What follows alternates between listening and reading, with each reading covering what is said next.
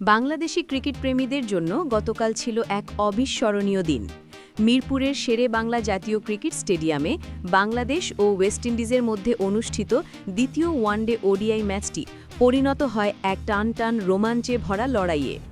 দিনভর গরম আবহাওয়া, গ্যালারিতে হাজারো দর্শকের উল্লাস আর মাঠের প্রতিটি বলের সঙ্গে হৃদস্পন্দন, সব মিলিয়ে ছিল এক অবিশ্বাস্য পরিবেশ।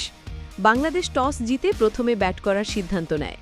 শুরুর দিকে ওপেনাররা দারুণ সূচনা দিলেও মাঝপথে দ্রুত কয়েকটি উইকেট হারিয়ে চাপে পড়ে দল। তবে শেষ দিকে ব্যাট হাতে দৃঢ়তা দেখান অলরাউন্ডাররা।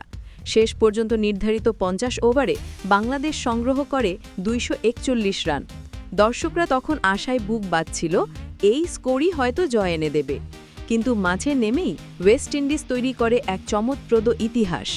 পুরো ইনিংস জুড়ে একটিও ফাস্ট বোলার ব্যবহার না করে 50 ওভারে কেবল স্পিন বোলার দিয়েই বোলিং সম্পন্ন করে তারা।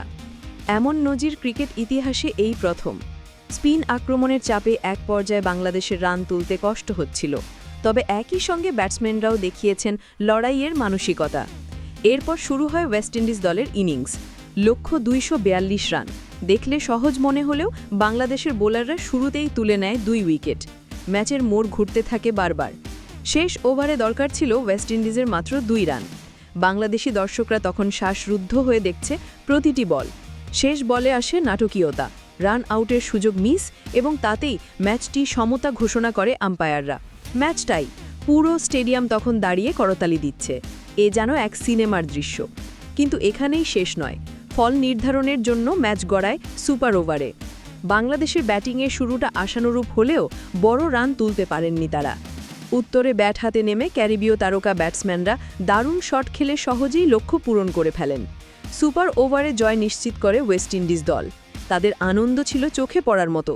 খেলোয়াড়রা মাঠে নাচতে শুরু করে আর বাংলাদেশি দর্শকরা মুখে মিশ্র অনুভূতি নিয়ে তাকিয়ে থাকে স্কোরবোর্ডের দিকে।